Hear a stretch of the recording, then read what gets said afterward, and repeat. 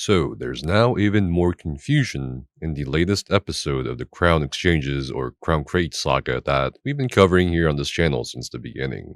On the official ESO forums, a player by the name of Zalatorm posted the following. I'm posting this here because many players may not be aware of what is going on in the new gifting Crown Crate system. However, this is bigger than the gifting of crates because ZOS customer support is actually making a much larger statement about gold for crown exchanges. For years, ZOS has stated that sending a player gold in exchange for their crown store gift is allowed. Customer support has even gone as far as reimbursing people who have been scammed in the past. Gold for a gifted crown store item is one of the biggest markets in the game, and I would imagine a large source of revenue for ZOS from the people who buy the crowns with dollars. Fast forward to the new system of gifting crates. Players have been going through the official process to give crates by opening customer support tickets as described in the previous thread. Players are receiving some form of response like the following. Greetings. Thank you for your appeal. Your request to gift crown crates is denied. Our records clearly indicate that you're attempting to misuse the system to facilitate a crown for gold trade. This is a violation of the terms of service. ZeniMax prohibits and does not recognize any purported transfers, sales, gifts, or trades of virtual currency. This applies to crowns for gold trades. Thank you for your understanding, the Elder Scrolls Online team. So, at first, maybe it's a mistake, but then on Twitter, Pog for Life says, I usually try to keep a positive vibe, but this is ridiculous. I've waited around 4 months to give crates to people who have won giveaways in my chat. I put in the work to get the ticket submitted, but then get this response. Please explain. And the email reads, Greetings. We regret to inform you that we are unable to process your Crown Crate gifting request due to it being a violation of the terms of service. Once you have redeemed downloadable content, that content is not returnable, exchangeable, or refundable for other content or for cash or other goods or services unless approved by ZeniMax or required by applicable law and subject to the statutory obligations as defined in Section 1. If you wish to appeal this decision, or if there's anything else we can assist you with, please let us know on the Take It. If you would like to provide feedback regarding Crown Crate gifting program, you can do so here.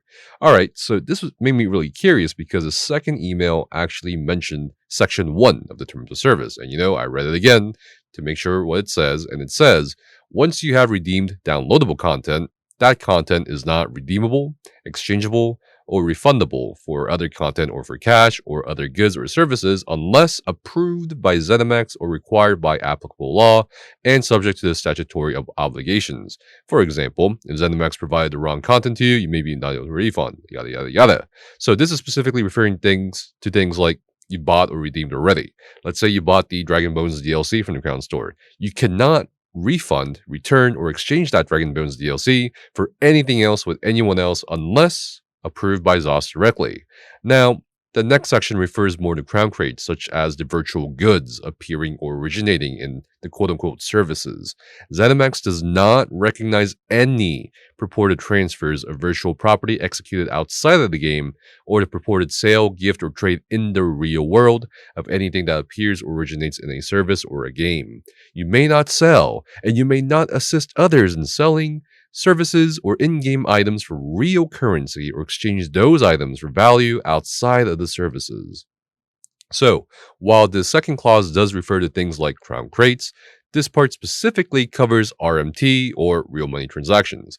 By this terms of service definition, trading gold, which is an in-game commodity, for the virtual commodity called crown crates, is fine, unless you really want to stretch it here and argue that gold can be considered a real-world currency based on the fact you can RMT gold, or maybe they're thinking, well, it's technically RMT if you've communicated with each other outside the game in a Discord server or something for this exchange of commodities. But who knows? So looking at this from my perspective, just as we pretty much predicted, it doesn't seem like a good idea that, burdening ESO's customer support staff as basically another crown exchange or crown gifting process is working out too well, at least consistently.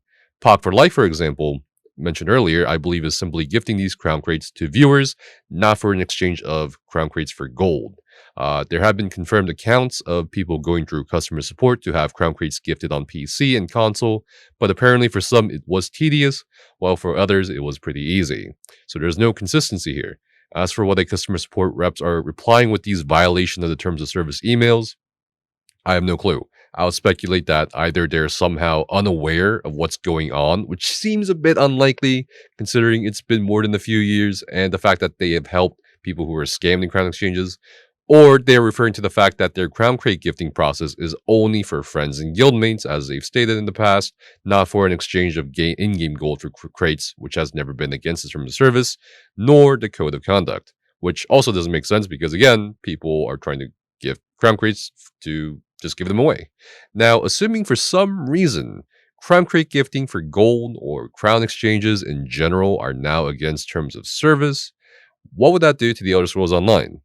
Well, in the short term, I suspect such a thing would completely destabilize and ruin entire markets, Discord servers, and in-game economies, particularly in PC and ANU. We may see guilds that have hoarded enough gold from making gold through crown exchanges basically be on top for a little while. We'd probably see a surge in botting, along with an immediate increase in demand for gold. And basically, it just would not be the greatest time short term. Long term, though, I think eventually things would stabilize, although it's questionable at this point in our timeline if ESO can take another hit with the more older player base's perception in the game, especially within the context of more games being churned out in the 2023 to 2024 time cycles. Personally, I'm not a fan of crown exchanges. I think some of what we were concerned about in the past before it became a real thing, as far as in-game economies go, were negatively impacted by them. But for such an abrupt transition to happen now instead of a slower one could definitely upset a lot of people. As of the making of this video, no clarification has been made by ZeniMax Online Studios just yet, so we'll see what happens. Let me know what you guys think down in the comments below. Do you guys think it is now going to be against term of service? Personally, I just don't really see that happening because, again, it is a source of revenue for ZOS. And the fact that they've had to close down essentially a huge part of their revenue stream because of fraudulent activity through third-party sites or whatever it may be, and people are buying less crowns right now because, again, there's a whole market of it. I just don't see why they would do this. But maybe there's something I'm missing here. We'll see. Thanks for watching, and see you guys next time.